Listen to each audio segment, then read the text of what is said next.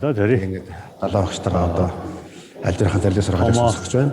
Табачун Далаа тооны. аль сургаалтай бол Энийг хаан шодозолия.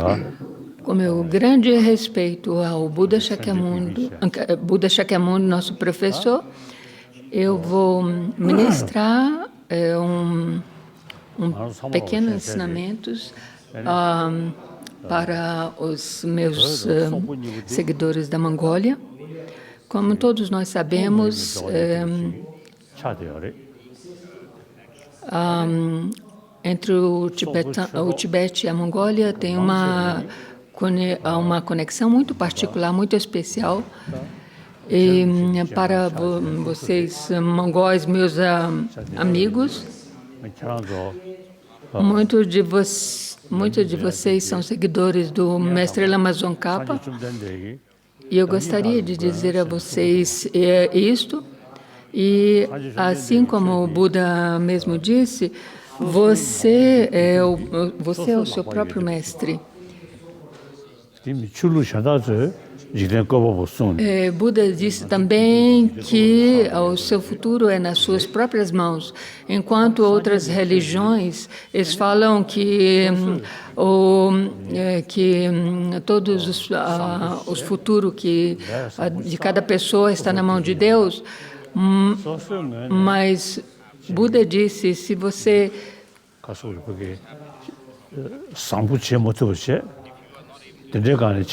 Buda disse que se você faz coisas boas, você terá um bom resultado, um resultado positivo na sua vida, mas se você passa a sua vida perdendo tempo fazendo coisas erradas, então você terá o seu resultado. Então, desse ponto de vista, Buda disse que o seu futuro é em suas mãos. E todas as suas alegrias e felicidades e seus sofrimentos estão nas suas próprias mãos. E se você não quer os sofrimentos e quer a felicidade, você tem que se esforçar para isso. E todos nós seres sencientes, desde os insetos pequenos até os seres humanos, nós todos queremos a felicidade, não queremos os sofrimentos e queremos a felicidade.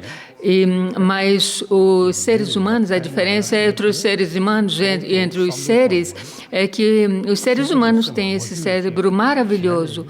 E nós devemos utilizar esse cérebro maravilhoso e disciplinar a nossa mente. Porque se nós continuamos com essa mente selvagem, nós continuaremos a trazer-nos sofrimentos e trazendo sofrimentos para os outros. Então, treinar a nossa mente positivamente é o caminho para a felicidade. E deixar nossa mente em uma maneira selvagem é o caminho que conduz aos sofrimentos.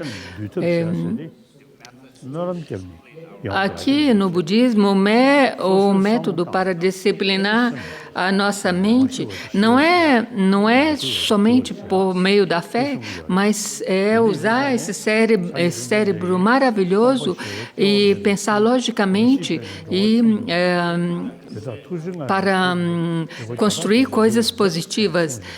Como o Buda mesmo disse, nos sutras, Buda disse que Buda usou diferentes, incontáveis métodos para conduzir os seres a liberar-se dos sofrimentos. E ele disse que as coisas são... Por isso que ele diz que os fenômenos são vazios de existente inerente, são pacíficos e por causa que os seres não sabem a verdadeira maneira de existir dos fenômenos, os seres sencientes perambulam pela existência cíclica. E nós criamos as causas dos nossos próprios sofrimentos. E como os cientistas mesmo dizem que nós nós somos seres humanos, nós somos como os animais, nós somos animais sociais. E desde que nós vivemos em comunidades, nós devemos nos esforçar. Nossa própria sobrevivência depende dos outros indivíduos em nossa comunidade. E por isso que nós devemos prestar atenção aos todos os componentes da nossa os seres componentes da nossa sociedade, a nossa comunidade. Nós devemos tomar cuidado do bem-estar deles. E os cientistas dizem isso porque baseado na visão que eles têm das comunidades animais, os animais eles têm cuidados uns aos outros como comunidade.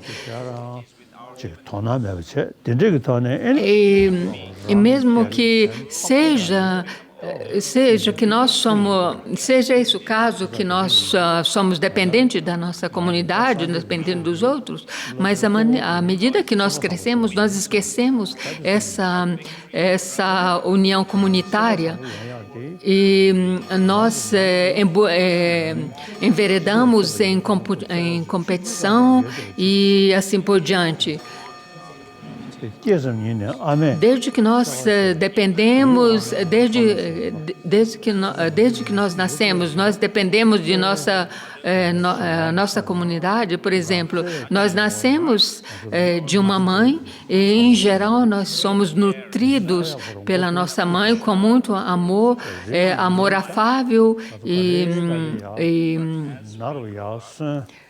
e nós começamos a nossa vida dependendo do carinho dos outros.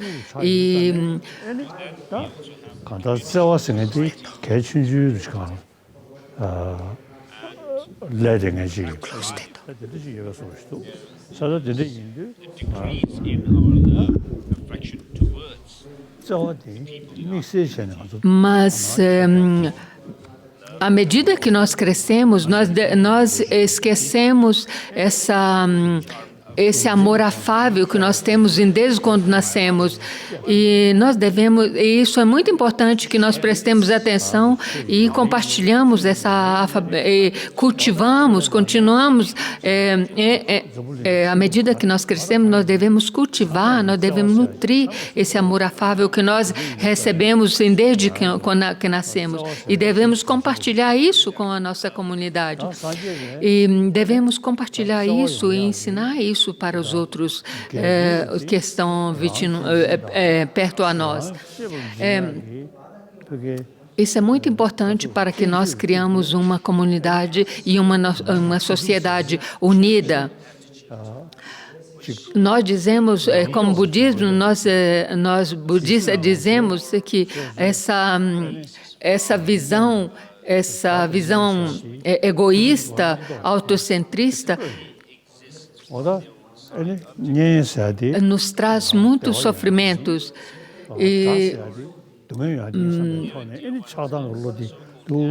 E nós baseado nessa atitude egoísta, autocentrista, nós fazemos a divisão eu e os outros. E nós começamos a ver os outros como competidores, como inimigos e assim por diante. E nós começamos a divisão entre eu e os outros. E isso não é correto. Mas é isso baseado tudo nessa visão autocentrista, que é de uma eu que existe solidamente e os outros existem solidamente, separados, independentemente.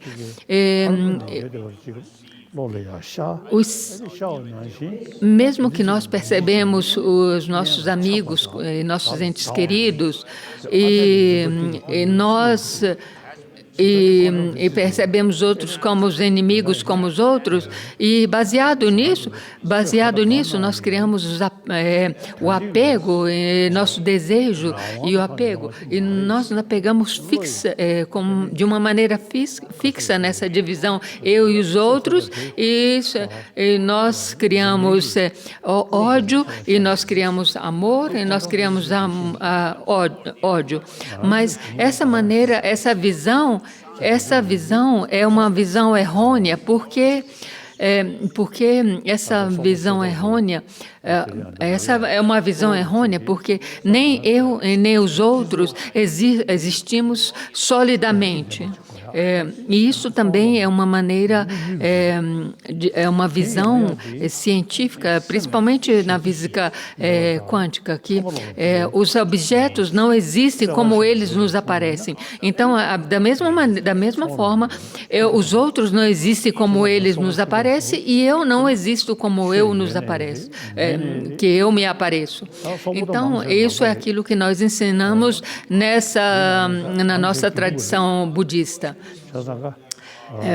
Seja vocês, meus irmãos góis, que seja vocês budistas ou não, vocês têm que estudar bem esses pontos de vista. Mas a maioria dos mongóis, os mongóis são seguidores da tradição budista de Gelupa, Lama Tsongkhapa. E ele era uma pessoa da região de Amdo, e ele mesmo disse que durante esse tempo de degenerescência ele fez a sua vida, fez com que a sua vida se tornasse significativa, e ele se engajou nos estudos, na reflexão e na meditação, e ele abandonou os outros dharmas mundanos. E da mesma forma nós devemos seguir esses exemplos, e tudo aquilo que nós escutamos sobre os ensinamentos de Buda, nós devemos meditar, refletir sobre e meditar sobre esses ensinamentos. E vocês, meus irmãos mongóis, vocês são seguidores de Lama Tsongkhapa, então vocês têm que treinar a mente de vocês, assim como fez Lama Tsongkhapa. Mas para isso, primeiramente, você tem que estudar os ensinamentos de Buda profundamente.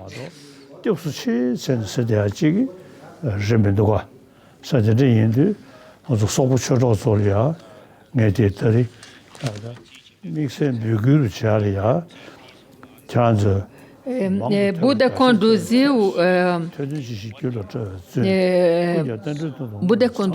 os seres sencientes à iluminação, ensinando a verdadeira vaziedade. O que nasce de condições não nasce, não tem uma geração intrínseca. Dizemos que o que é dependente de condições é vazio, quem conhece a vaziedade é cauteloso. E uma vez, quando eu fui na Mongólia, eu aconselhei a vocês que vocês não devem conduzir o budismo, não só por meio da fé, mas por meio dos estudos. E o abade do monastério Ganden Cholim, vocês têm essa tradição tem essa tradição de rezar as preces muito alto, de uma maneira muito alta, quando vocês oferecem o mandala. Mas o importante é vocês que vocês estudem profundamente os textos. Nós também temos muitos estudantes mongóis aqui nas nossas instituições monásticas.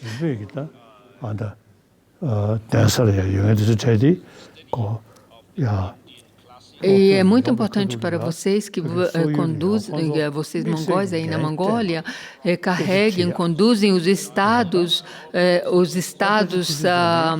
clássicos da Universidade de Nalanda, dos mestres da Universidade de Nalanda.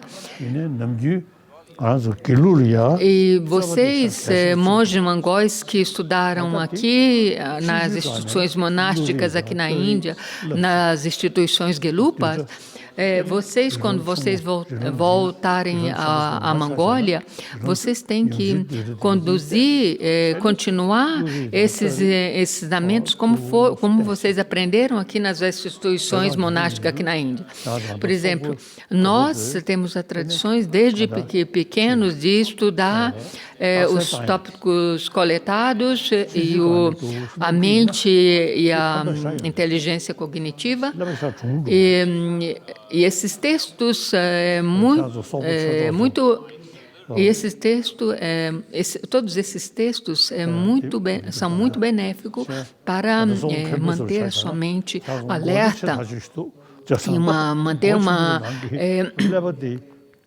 presença mental contínua. Tem um lama que ele colocava esse chapéu amarelo, mas você tem que vestir, colocar esse chapéu amarelo. Não é só importante usar esse chapéu amarelo, mas você tem que também ser capaz de compreender esses ensinamentos através dos e saber designar, distinguir quais são os ensinamentos interpretáveis e quais são os ensinamentos a nível último. Vocês têm que ser capazes de fazer isso. Nós aqui no exílio enfatizamos muito a tradição, muito a tradição de Nalanda. Na tradição Pali, não tem muita ênfase, eles não colocam muita ênfase nos estudos da lógica, mas a tradição de Nalanda, eles enfatizam muito os estudos por meio da lógica. E no Tibete nós também usamos a tradição do debate, onde usamos o silogismo e a lógica consequencial, que foi começado pelo Chachosh Sangye. No Tibete, no passado, nós tivemos muitos estudantes mongóis lá, principalmente nas 3 instituições monásticas, Sera, Ganden e Drepung, e tinham muito grandes eruditos, e ele debatia sobre a existência. E assim como a geração passada dos mongóis estudaram profundamente esses textos e essa filosofia clássica, vocês têm que lembrar que ele deixou esse legado e vocês têm que continuar esse legado da maneira de conduzir os estudos dos tratados dos mestres da Universidade de Nalanda. Hoje em dia, nós devemos nos tornar os budistas do século XXI por meio dos estudos da lógica e estudar esses ensinamentos por meio de escutar, meditar, refletir e meditar sobre esses ensinamentos. Se vocês não fizerem assim, vocês vão continuar sendo uns budistas baseados somente na fé. E isso não é conducivo para um budista do século XXI.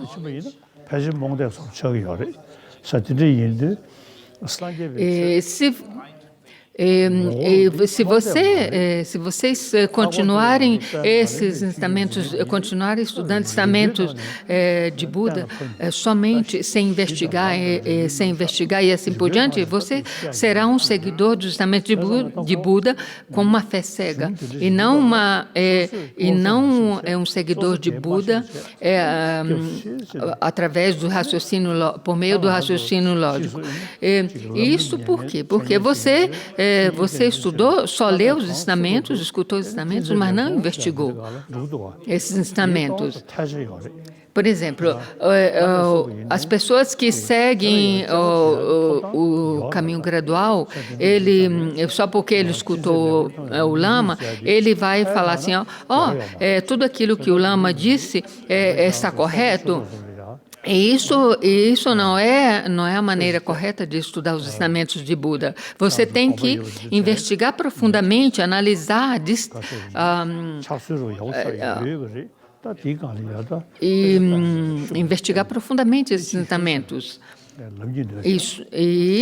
Compreender esses ensinamentos por meio do raciocínio lógico, não só porque o Lama ou o mestre disse. E é isso que eu gostaria de dizer a vocês, que vocês têm que cegar esses ensinamentos de Buda por meio da lógica e do raciocínio lógico. Assim, quando nós chegamos no exílio aqui na Índia, eu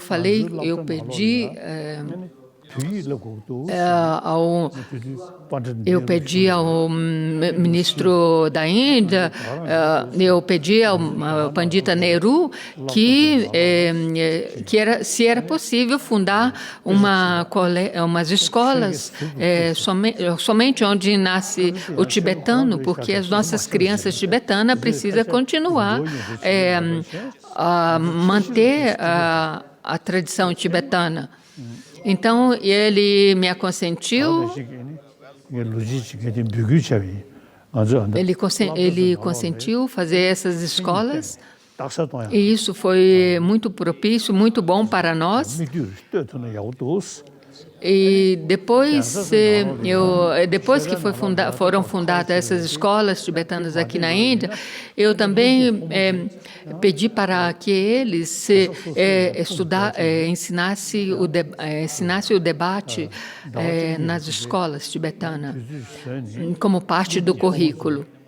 E isso não foi só para os monastérios. Eu também, e a parte das escolas tibetanas também foi fundado os monastérios, as instituições monásticas, e eu também aconselhei para essas instituições monásticas que ensinasse os leigos, seja homens e mulheres, ensinar para eles o debate e os ensinos de Buda por meio do raciocínio lógico. E que esses ensinamentos não devem ser preservados somente para uma classe monástica, mas também para os leigos, homens e mulheres. E por isso, meus irmãos e irmãs mongóis, eu peço a vocês que vocês façam o mesmo. E se vocês entendem os ensinamentos de Buda por meio do raciocínio lógico, será muito benéfico não só para os monges, mas para muitas outras pessoas. E por causa dessa minha abordagem, por causa dessa nossa abordagem científica, eu tenho me comunicado com os cientistas. E desde que nós começamos a ter um diálogo com o cientista moderno, eles se interessaram muito pela abordagem lógica budista do raciocínio lógico. E por causa disso, nós podemos ter muitos discursos, diálogos.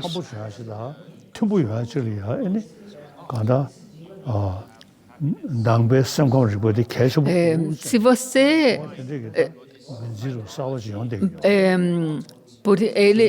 os cientistas budistas, os cientistas modernos, eles acham muito importante a abordagem de como o budismo estudam as emoções.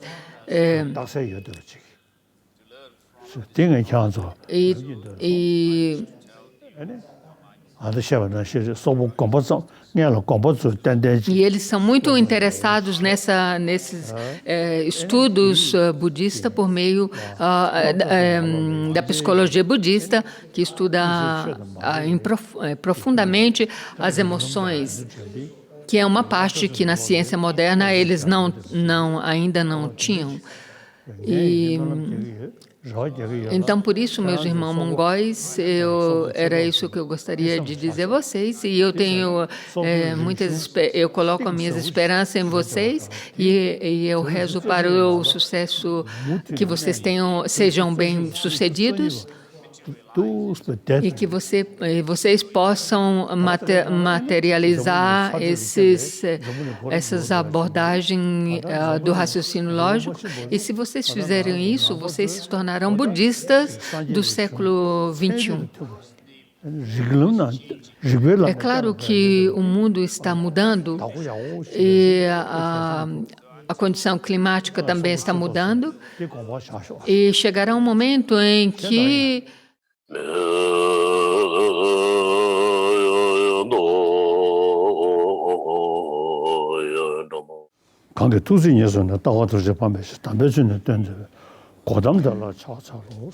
eu me prostro a Gautama, que, imbuído pela sua compaixão, ele nos ensinou o sagrado Dharma para que os seres possam dissipar todas as visões errôneas.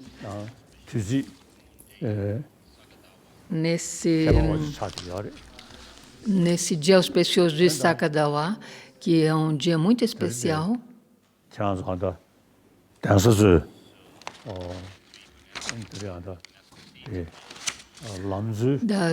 das 3 instituições monásticas,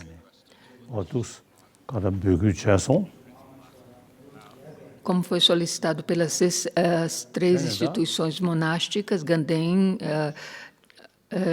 Drepung e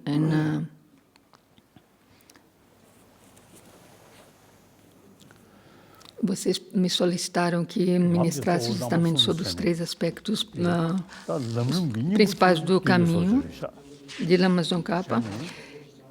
E esses 3 principais aspectos do caminho é a essência do caminho, a iluminação, e esses 3 aspectos são a renúncia, bodhicitta e a visão correta, que é a vaziedade.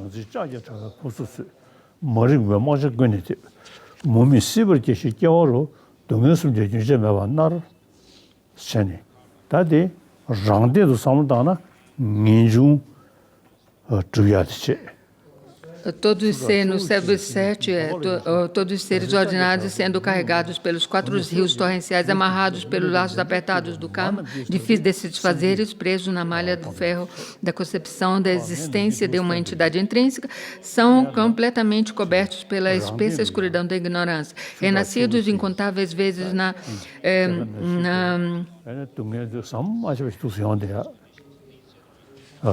renascidos incontáveis vezes na existência cíclica, interruptamente atormentado pelos 3 tipos de sofrimentos,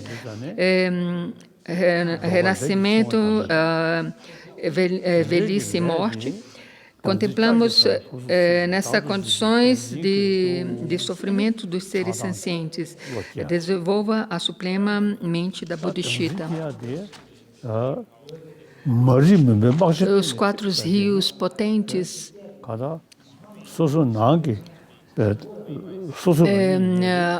são carregados, carregam os seres sencientes e os amarrados pelos laços apertados no karma, difíceis de se desfazerem, presos na malha de ferro da concepção da existência de uma entidade intrínseca. E isso é devido a um apego a uma existência intrínseca do indivíduo. E por causa dessa visão errônea, nós somos imbuídos nessa existência cíclica. E quando essa visão é errônea, e não há essa existência intrínseca somente do indivíduo, mas dos fenômenos também, e quando essa visão errônea é muito forte dentro de nós, nós nos apegamos como tudo existe de uma maneira intrínseca, sólida, independente, da mesma forma que tudo aquilo que nós nos apegamos, eles não existem dessa maneira como eles nos aparecem, assim como diz os cientistas. E para dissipar essa visão errônea, Buda ensinou as 4 nobres verdades e as 4 formas da vaziedade, forma vazia, assim por diante. E Mestre Nagarjuna, ele explicou completamente o que isso significa. E quando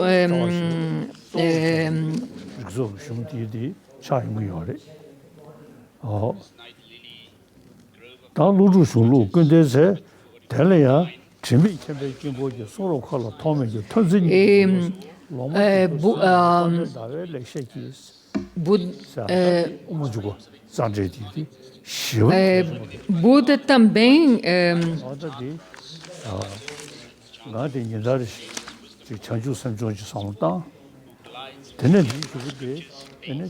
ele restou 3 versos do entrando do caminho do meio.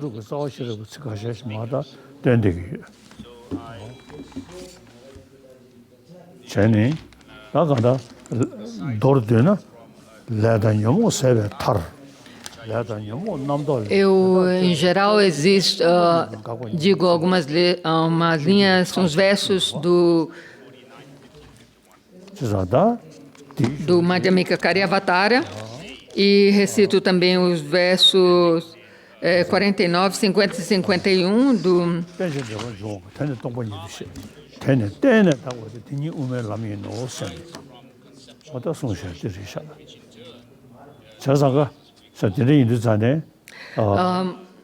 Mestre Nagarjuna também disse que da cessação dos karmas e aflições mentais surge o nirvana, dos karmas e aflições mentais surge o pensamento conceitual, consequentemente, esse surge das elaborações mentais. As elaborações mentais cessam pela realização da vaziedade. E para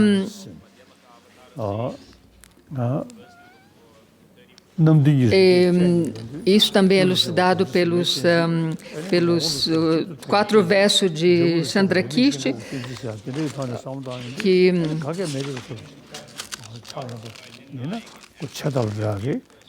se as características inerentes fossem a base dos fenômenos, os fenômenos seriam destruídos pela refutação de suas características inerentes e a vaziedade se tornaria a causa de destruição desses fenômenos ou coisas. Visto que isso é inológico, os fenômenos não existem inerentemente. É claro que existem outros métodos para demonstrar que as coisas não existem inerentemente, mas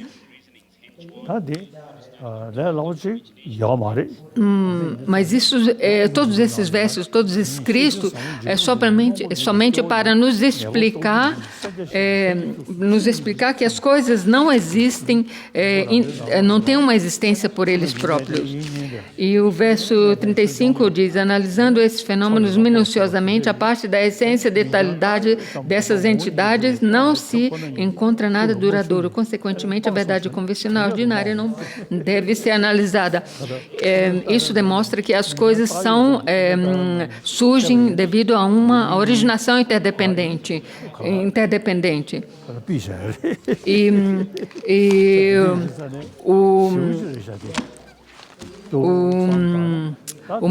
O mestre Chandrakirti disse: assustado pela variação oceânica do intelecto de Nagarjuna, alguns se mantêm distanciados dessa maravilhosa tradições. Mas agora, umedecido pelo orvalho, esses versos se abriram como botões de lótus, e as esperanças de Chandrakirti, famosa lua, foram satisfeitas. Devido à habituação passada, alguns perceberão a profundidade assustadora desta realidade aqui explicada. Já outros, mesmo sendo eruditos, entenderão essa percepção, portanto, vendo os ensinamentos de outras tradições que afirmam que existe uma entidade intrínseca, abandone a inclinação pelos tratados de tais tradições e se acontente apenas com esta. Isso mostra que Vasubandhu e outros mestres não entenderam profundamente os ensinamentos de mestre Nagarjuna. E para completar isso, verso 34, 35, 36 e 37 do Entrando no Caminho do Meio nos mostram os quatro erros ou quatro falácias que mostram que as coisas não existem independentemente.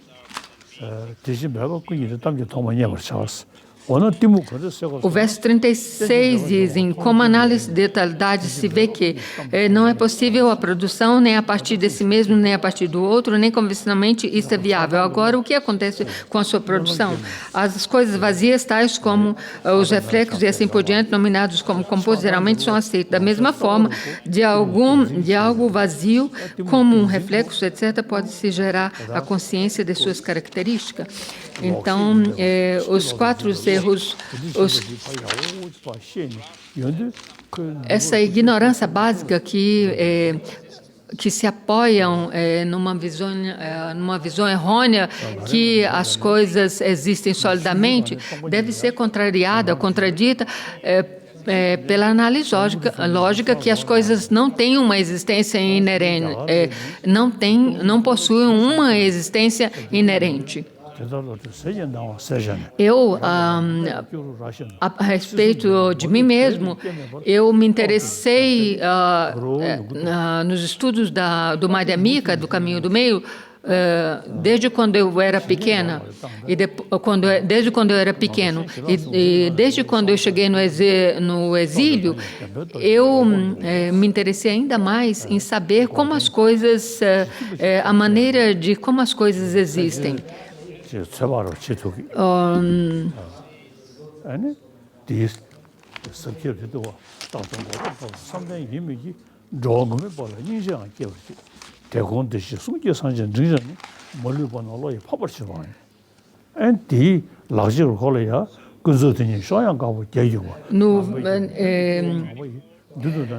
No verso, entrando no caminho do meio, do capítulo 6, verso 224, por meio da luz brilhante da sabedoria, tão clara como uma fruta de meu coração realizado em sua própria mão, ele percebe os três mundos como originalmente incriados e, por meio da verdade convencional, prossegue para a cessação.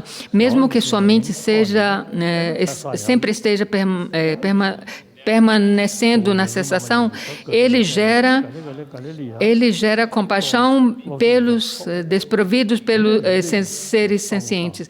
Além disso, todos os Charavakas e Pratyeka Budas, sem exceção, serão derrotados por essa mente. Espalhado com suas vastas asas brancas da convencionalidade e vitalidade, o rei dos cisnes, tendo avançado em frente dos cisnes e os seres, prossegue para uma margem sempre do oceano das qualidades do conquistador, juntamente com a poderosa força do vento das virtudes. Eu espero fazer essa mesma viagem que todos esses mestres do passado fizeram. E, como eu disse, eu reflito muito sobre esses ensinamentos da Escola do Caminho do Meio e é muito importante para que todos nós façamos o mesmo.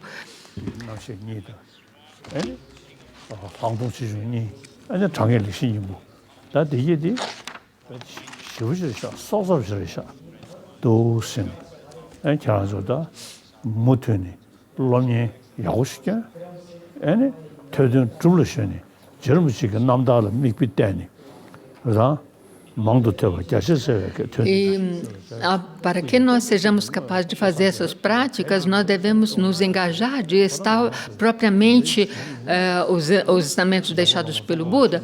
E por isso que as 3 instituições monásticas no sul da Índia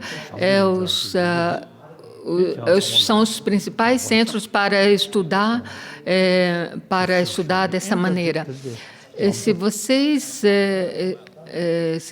estudam propriamente como foi instruído, vocês estará dando um grande serviço para a humanidade.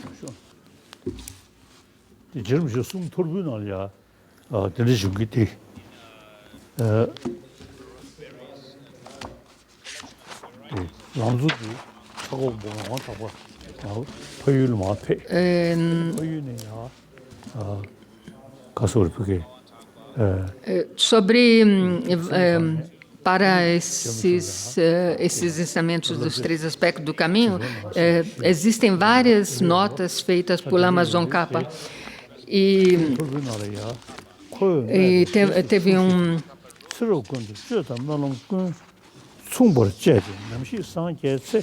e no passado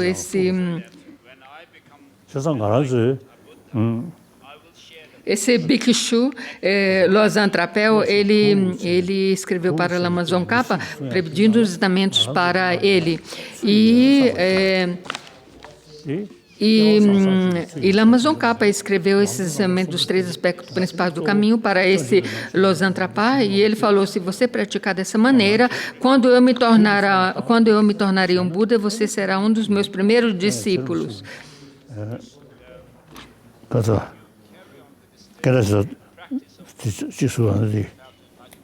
E se você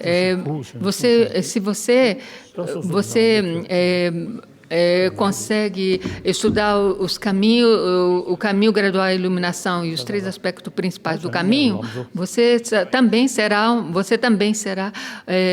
tornará um discípulo, um dos primeiros discípulos de Lama Tsongkhapa, quando Lama Tsongkhapa se tornará um Buda.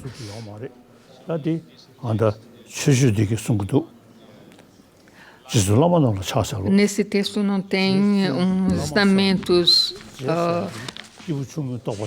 separado, principalmente a respeito do Guru, principalmente. Tsongkhapa. G significa aquele que ensina os estamentos. Chun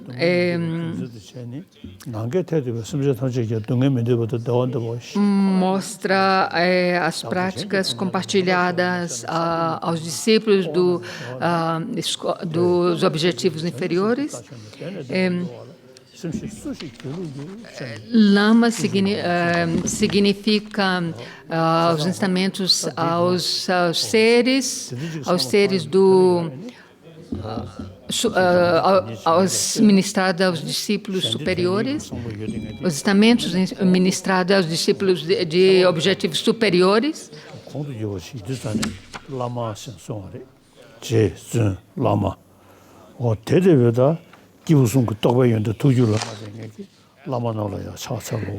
Nós devemos dar ensinamentos não para esses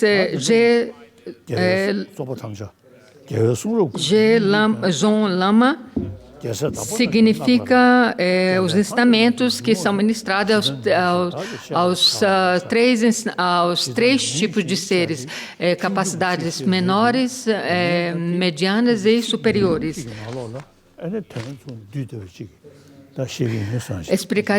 Explicarei agora no melhor modo possível a verdadeira essência de todos os ensinamentos de Buda, o caminho elogiado pelos nobres Bodhisattvas e a entrada para aqueles afortunados que desejam a liberação. Ele está dizendo aqui que ministrará os ensinamentos de Buda de uma maneira concisa.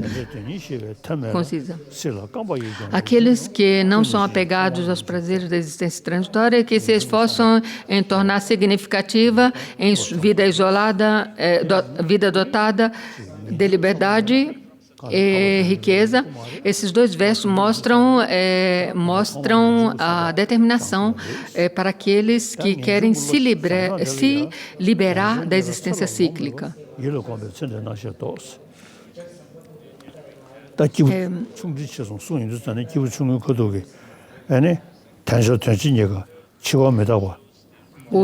O terceiro verso mostram para a causa para gerar renúncia, e o quarto verso mostra como desenvolver essa renúncia.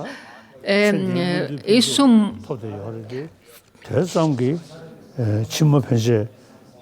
familiarizando-se com a dificuldade de obter o precioso nascimento humano e com a impermanência da vida, as preocupações com esta vida desaparecem, refletindo repetidamente nos inevitáveis efeitos do karma e o karma e nos sofrimentos e assim por diante. Desde que você obteve esse precioso corpo humano, e agora chegou o momento de praticar as ações virtuosas e abandonar aquelas negativas, as 10 ações negativas.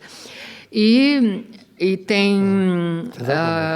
para ajudar a conduzir essas práticas, tem os votos da liberação individual, os votos do Pratimoksha e os votos dos Bhikshu e Bhikshunis. Tendo familiarizado dessa maneira e não ficando admirados nem por um instante com a prosperidade da existência cíclica e esperando a liberação dia e noite nessa interrupção, nesse ponto e assim por diante. Principalmente quando você entende propriamente os defeitos das emoções negativas, você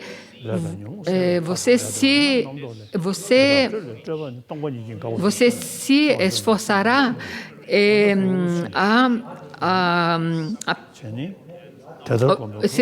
em praticar para alcançar a liberação desses sofrimentos e eliminar essas emoções negativas que nos conduz à existência, a renascimentos contínuos nessa existência cíclica. E nos esforçaremos para nos liberar, ou entrar em um caminho que nos conduza à liberação da existência cíclica. O verso 6 nos mostra que meramente havendo a renúncia não é o bastante para alcançar o estado búdico.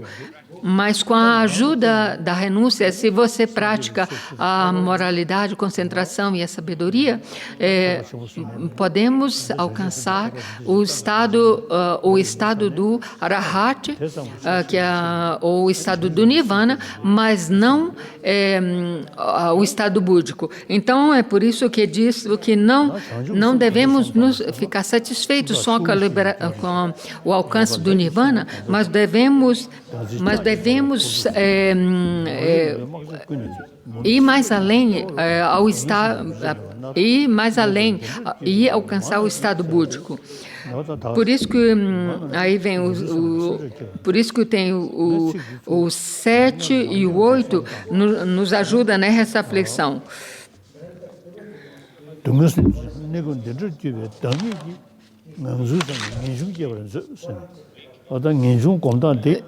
E eu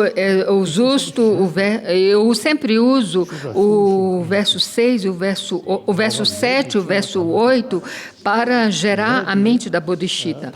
Porque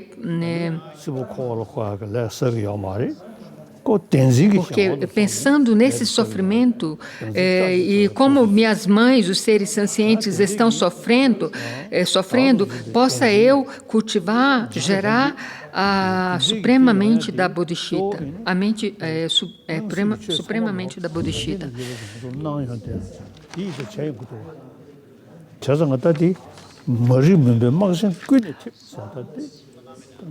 Tudo aquilo, todos os fenômenos que nos aparecem, todas as coisas que nos aparecem, eles aparecem que têm uma existência por eles mesmos, independentemente, e por isso que nós pensamos É por isso que nós devemos pensar que é imperativo que nós entendamos propriamente, de uma maneira precisa, a vaziedade, ou seja, que as coisas são vazias de uma existência inerente, porque só essa visão da vaziedade que nos ajudará a eliminar o apego às coisas como elas possuísse uma existência sólida. E isso não só vale para os fenômenos externos, mas para mim mesmo. Por isso que eu digo, verso 8, sendo desprovido da sabedoria, por isso que no verso 9, sendo desprovido da sabedoria que percebe a natureza última dos fenômenos, embora ele ou ela tenham desenvolvido a renúncia da bodhisattva, será incapaz de cortar a raiz da existência condicionada. Portanto, exercite-se nos métodos para realizar a originação interdependente.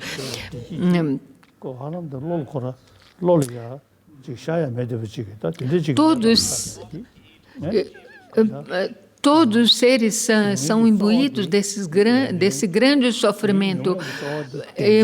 Infelizmente, por causa dessa atitude errônea de apego, eles não são capazes de ver minimamente a maneira de existir verdadeira dos fenômenos. E se você for capaz de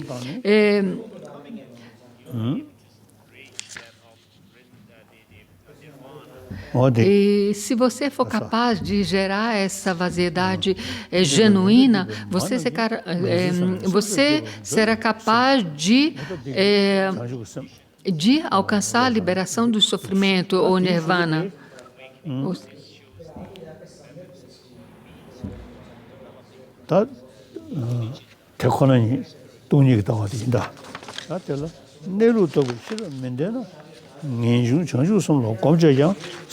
E por isso que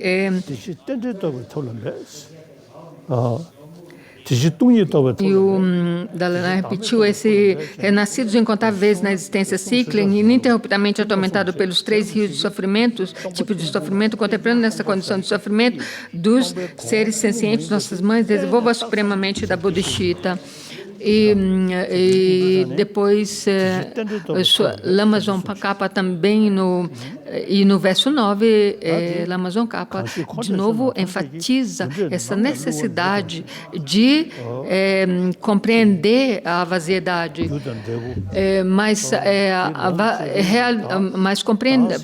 para compreender a vaziedade isso só é possível se nós compreendemos a originação interdependente. A originação interdependente é o caminho para compreender profundamente a vaziedade.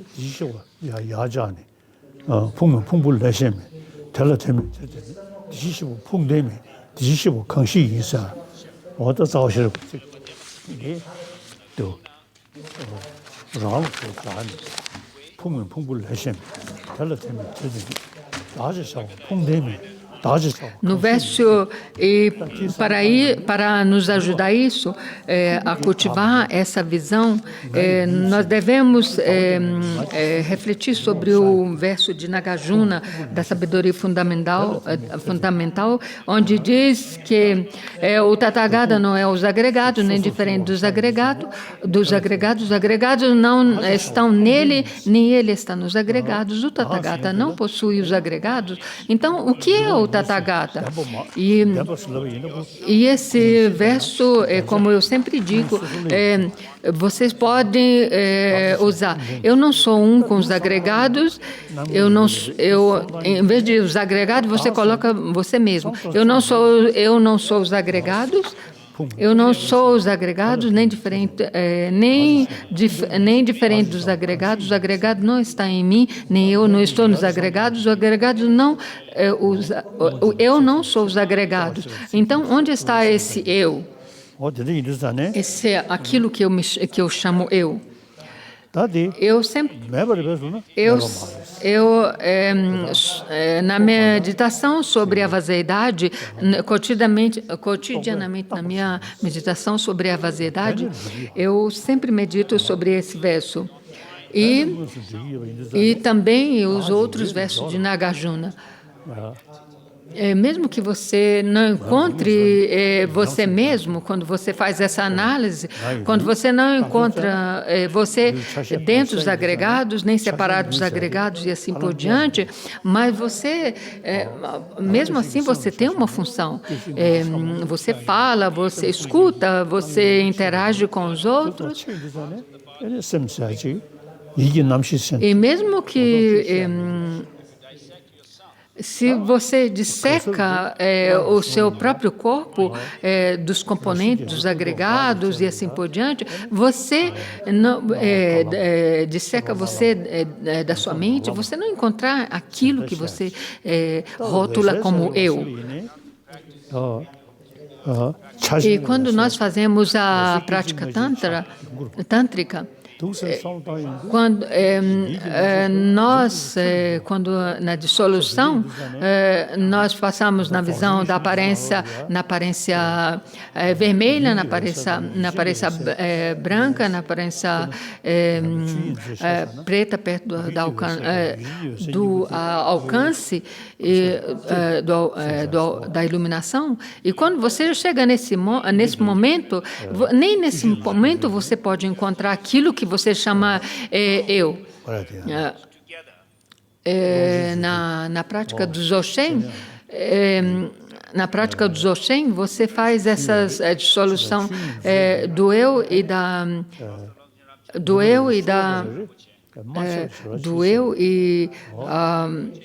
falta de existência inerente do eu juntamente. E eu recebo ensinamentos de Dzogchen, de Tushik Rinpoche, e ele me deu como empenho um verso do Choinzo, que é um verso de um texto chamado Dharmadhatu. Nesse verso explica que a vaziedade e a natureza clara da mente são ensinados juntos e combinados. E eu reflito nesse verso cotidianamente. Isso mostra que seja a vaziedade nem a luz clara não são separáveis, são mas são independentes. A vaziedade e a luz clara da mente.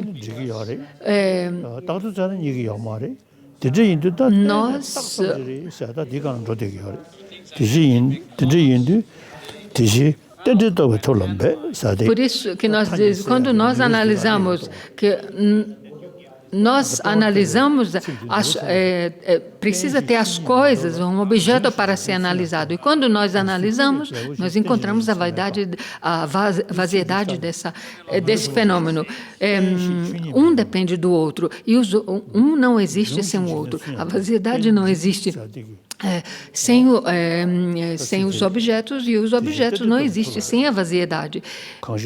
Isso mesmo, essa mesma analogia se aplica à luz clara da mente. A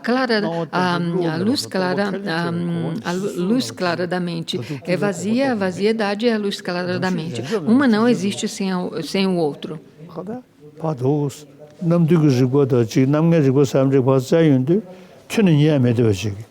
아니 팬은 저기야. 아주 배지 좀더 배송 인도이다. 지겨래.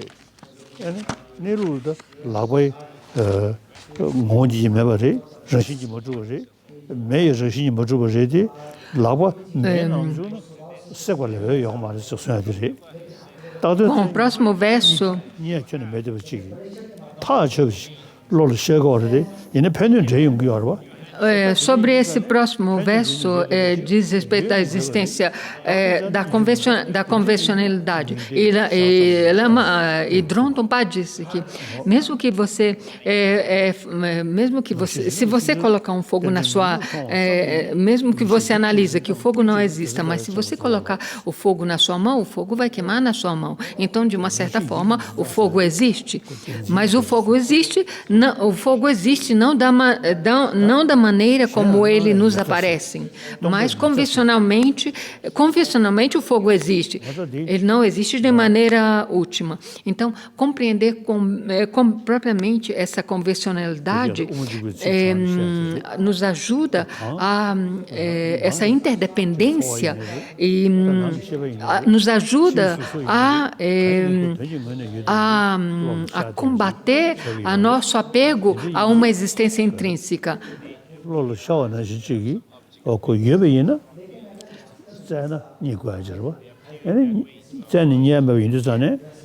Mesmo que as coisas externas aparecem,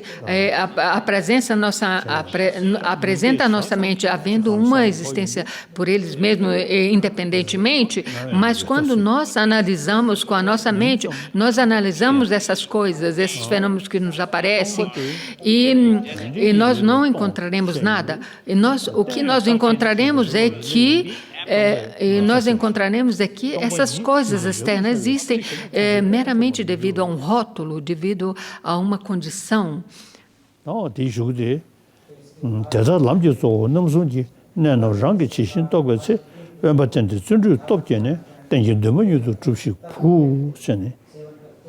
Então, é muito importante nós compreendermos profundamente essa verdade convencional e a verdade convencional e a verdade última, que as coisas existem, mas não existem como ela nos aparece. Então, como ela não existe como ela nos aparece, é a verdade última, e existem é o lado convencional. E o último verso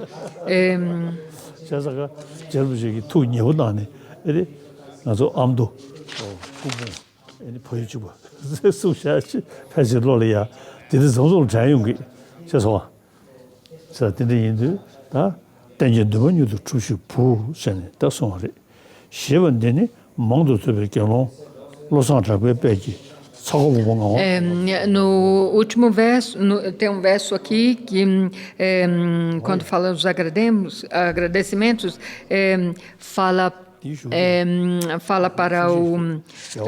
Por isso, havendo compreendido corretamente os pontos-chave dos três principais aspectos do caminho, retire-se em solidão, fortaleça sua diligência. Rapidamente, realize o objetivo final e duradouro.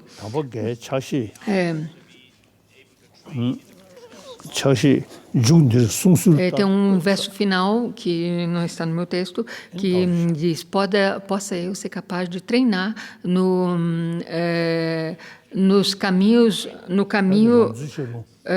caminho de Lama Tsongkhapa.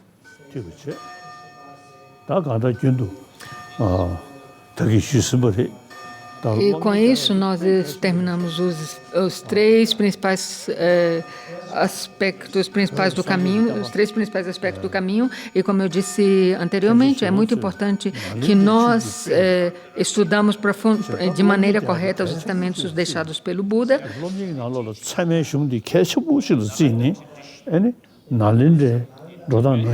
Desde que o Bodhisattva Rakshita estabeleceu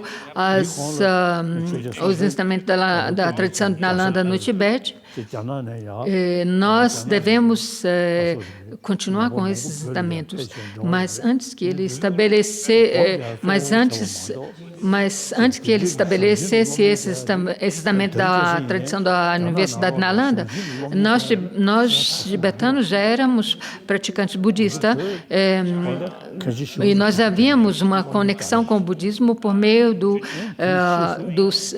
que começou no século VII, quando o príncipe Sonzen Gampo se casou com uma princesa chinesa, e na China já tinha os ensinamentos budistas, mas a tradição que é existente no Tibete, na China, não era a tradição do estudo da lógica.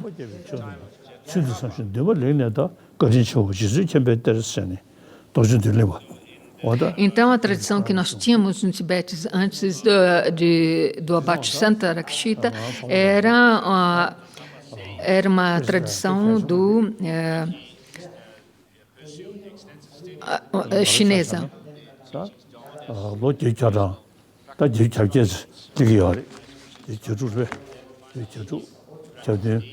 아주 얘기하게. 이네 이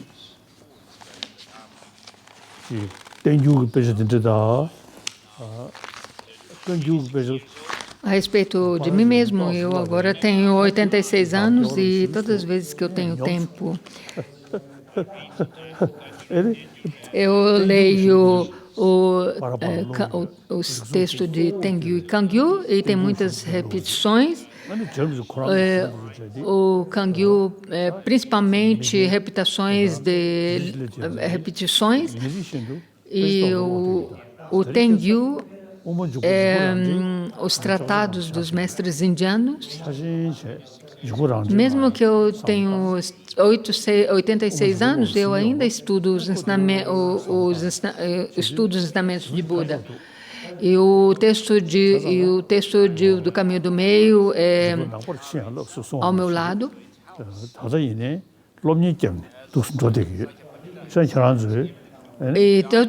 E o Sakyapanita disse, mesmo que você morra amanhã, é importante que você continue a estudar até um dia anterior, até o dia de hoje. Então, na tradição de Lama Tsongkhapa, tem uma prática, tem a prática de estudar profundamente, de maneira lógica, os ensinamentos. Então, eu apelo a vocês que vocês estudem propriamente, de uma maneira correta, os ensinamentos deixados pelo Buda. E para comemorar o dia de Buda, é estudar profundamente, de uma maneira correta, o que ele nos ensinou. E tudo aquilo que nós estudamos, nós devemos meditar e refletir e meditar nos seus ensinamentos. E, como ele disse, mande os eruditos, assim como os ourives examinam o ouro, queimando, cortando e raspando, assim vocês devem examinar minhas palavras e as aceitem somente depois de investigá-las completamente, e não apenas por respeito a mim ou por fé a mim. Então, a melhor maneira que nós podemos relembrar os mestres do passado, tipo Buda, Shakyamuni, os 17 mestres de Nalanda, é estudar de uma maneira correta e propriamente os ensinamentos deixados, os ensinamentos e escritos deixados por eles.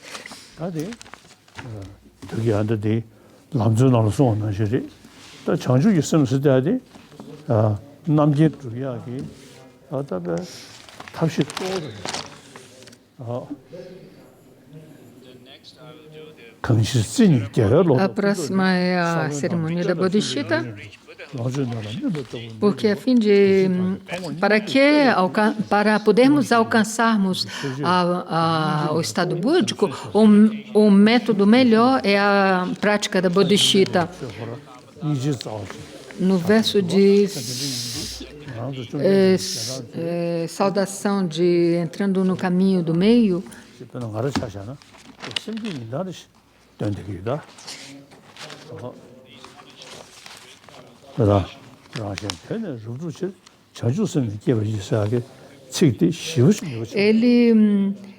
ele faz uma homenagem à sua compaixão.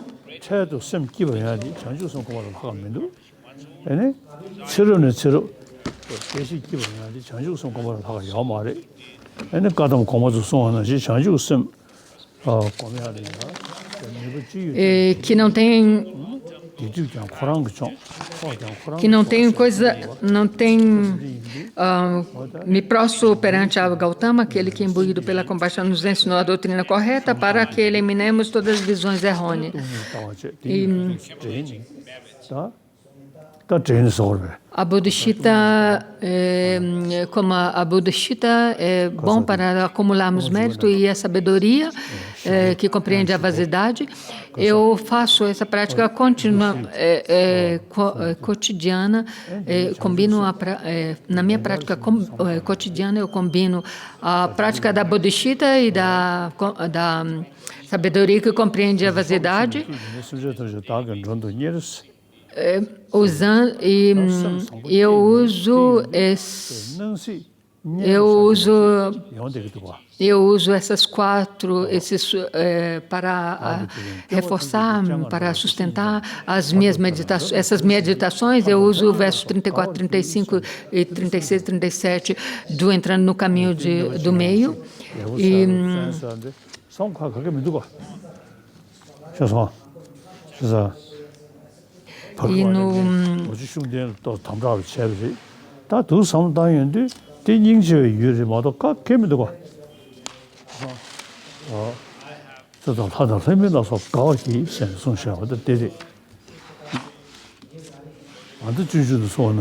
eu pus, falando sobre uma deidade que é chamada Dodge Shukten, eu pus algumas restrições nessa prática.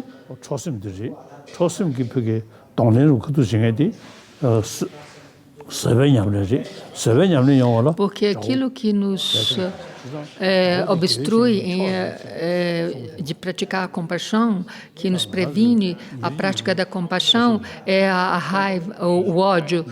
E para isso, para eliminar essa raiva, esse ódio, nós devemos cultivar a paciência. Então, aqueles que nos provocam, nós devemos praticar paciência para com eles. Eles são os nossos objetos preciosos para nós. Em vez de ficar com raiva deles, nós devemos praticar paciência e ter compaixão para com eles.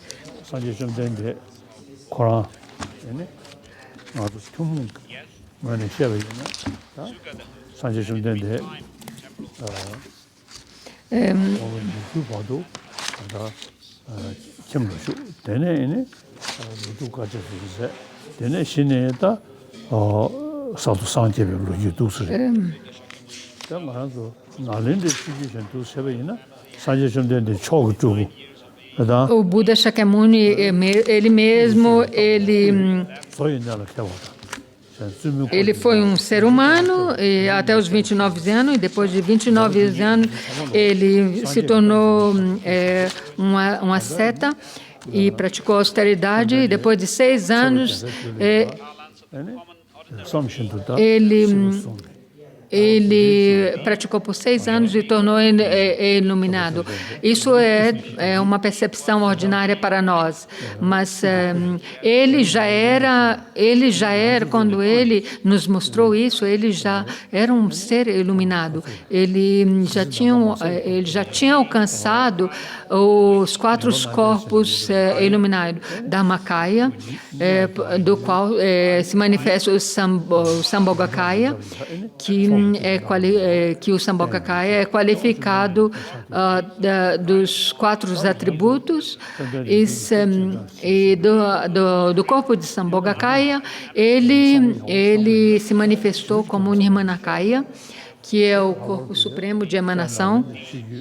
Então, todas as ações que ele nos mostrou quando ele era humano, foi somente para nos mostrar o caminho que nos conduz à iluminação.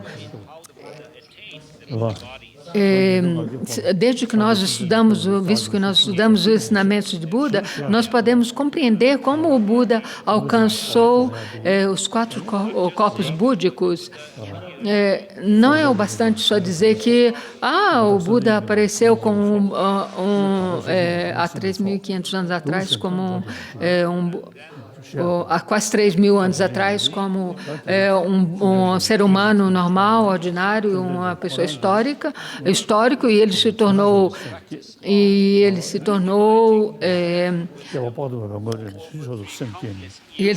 um Buda nessa vida, mas não, ele já tinha praticado há mais de 3.000 eônios, ele acumulou méritos e sabedoria Yes, até o alcance da budidade. Então você imagina, pense que Buda está presente à sua frente, no espaço à frente de você, em uma forma verdadeira, e que ele está secundado pelos 17 grandes panditas eruditos de Nalanda, e pelos 25 mestres tibetanos de diferentes tradições, Nyingmapa, Kagyupa, Sakya, Kadampa e assim por diante. E desde que os ensinamentos de Budas é crucial para transformarmos a nossa mente, nós devemos entender que todos esses mestres, a começar pelo Buda Shakyamuni, eles alcançaram as 3 qualidades de corpo, fala e mente, Vajra,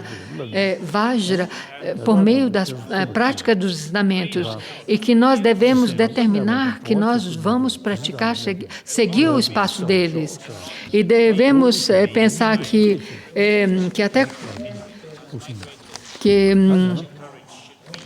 nós devemos ter uma coragem determinada, como diz o mestre Shantideva, enquanto o espaço de enquanto os seres sencientes aí permanecerem, até então possa eu também permanecer para dissipar o sofrimento dos seres transmigradores. Nós devemos ter esta determinação. E imaginemos que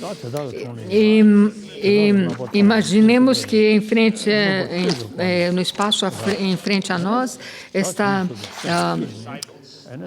de novo, repetindo, está Buda Shakyamuni, rodeado pelos 17 grandes dos panditas, os 25 mestres tibetanos de várias tradições, e com essa determinação,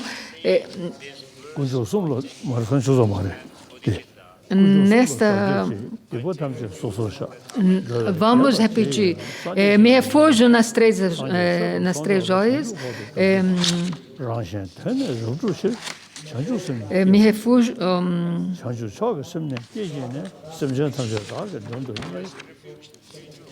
me refúgio nas 3 joias, confesso individualmente todas as minhas negatividades, me regozijo pelos méritos dos seres transmigradores e mantenho firme na mente o perfeito estado búdico. Me refúgio no Buda e na Suprema Sangha até o alcance da iluminação, e a fim de realizar o meu benefício dos outros, geralmente da boa iluminação. Depois de haver generado a Suprema Bodhisattva, acolherei todos os seres sencientes meus convidados e atuarei como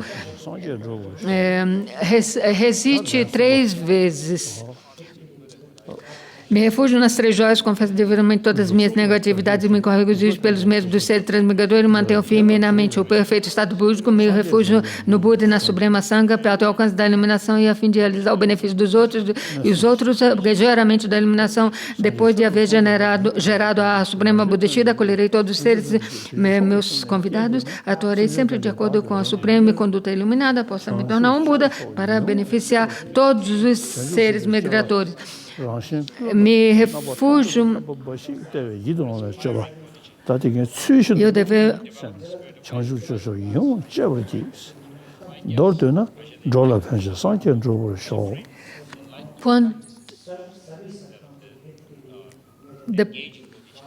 Depois de essas 3 versos mostram, você gera a Bodhisattva de ação, e de aspiração, e a Bodhisattva de aspiração. Se nós formos diligentes na prática da Bodhisattva, isso mostra que nós poderemos alcançar o estado búdico em uma só vida. Se você tiver realmente essa determinação de praticar a Bodhisattva para beneficiar todos os seres sencientes e treinar na Bodhisattva, e treinar na prática da Bodhisattva por toda a sua vida, será um objetivo enorme.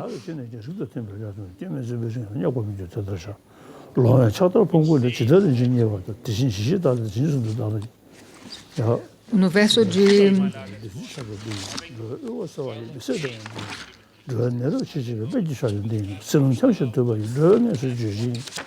hoje, assim como Buda do passado, assim, como diz,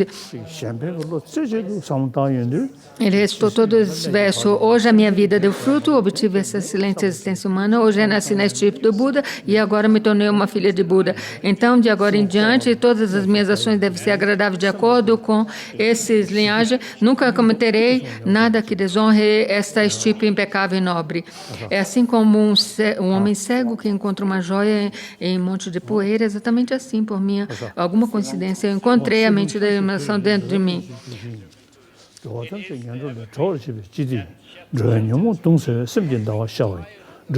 Esta é o elixir supremo da imortalidade por meio da qual o Senhor da ponte da morte, do Senhor da morte é superado. É o tesouro inagostável da riqueza que dissipa a pobreza de todos os seres transmigadores. É o remédio supremo para curar todas as enfermidades dos seres transmigadores e a árvore que abriga todos os seres que vagueiam exaustos pelo caminho da existência cíclica. É a ponte universal que resgata e os seres dos reinos inferiores. E como a lua crescente se manifestando dentro da mente para aliviar o tormento das aflições. Hoje, aí, é o verso 32, e é o grande sol cuja luz incendeia a poderosa ignorância dos seres transmigradores e a quintessência da manteiga feita a partir das bateduras do leite. Hoje, na presença de todos os protetores, convido os seres transmigradores, meus hóspedes, para o estado búdico. Enquanto isso, os convido para todas as festividades, felicidades temporárias, e possam os deuses e semideuses e todos os demais se regozijar. Hoje vocês geraram a mente da Bodhisattva e receberam os votos do Bodhisattva, que compõem 18 votos primários e 36, me parece, secundários. Esse é o agradecimento. Agora, esse é o agradecimento desse tulco. Sua Santidade, eu gostaria de agradecer em nome de todos aqueles que receberam os ensinamentos do Senhor hoje, por ter nos ensinado os três aspectos principais três principais aspectos do caminho, e nós rezamos para a sua longa vida e solicitamos ao Senhor que continue nos dando ensinamentos.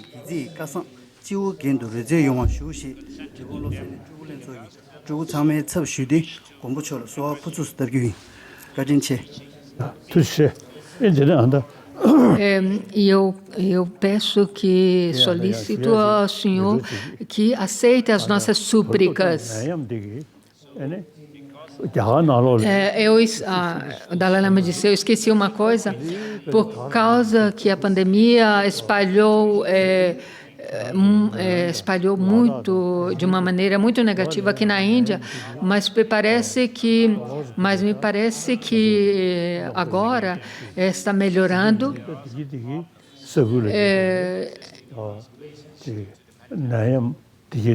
Tem uns estados da Índia, como Ladakh e assim por diante. Parece que existem ainda severos problemas severos, e para que essa pandemia seja eliminada, por isso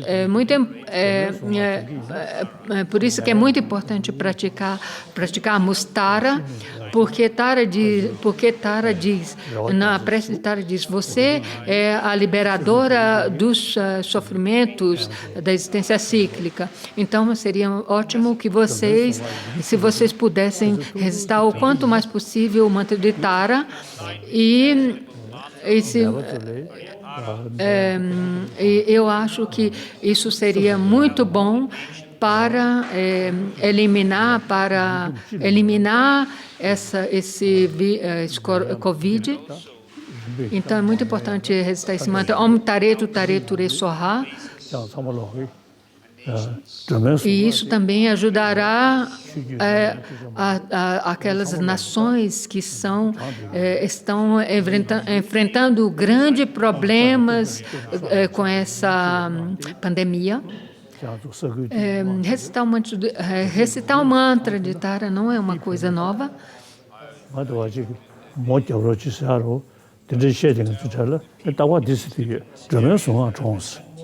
Eu gostaria de falar para vocês, nesses estados,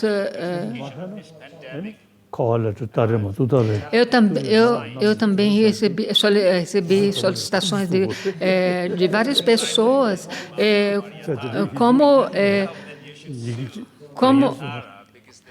como praticar, o que devemos praticar para pacificar essa pandemia. Então, vocês têm que recitar, eu tenho aconselhado vocês de recitar o mantra de Tara. Se isso não ajudar, vocês têm que reclamar para Tara e falar para ela, Tara, você prometeu que é a liberadora dos problemas, de todos os problemas da existência cíclica. Então, como é possível que isso não está acontecendo? Eu mesmo prometi recitar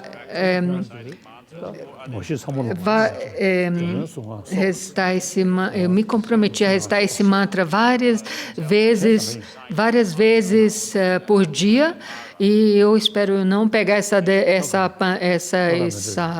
enfermidade. E eu rezo para mim mesmo e para os outros, não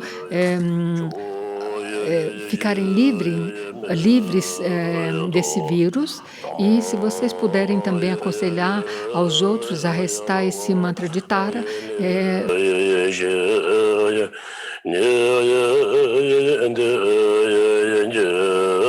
Tuxê.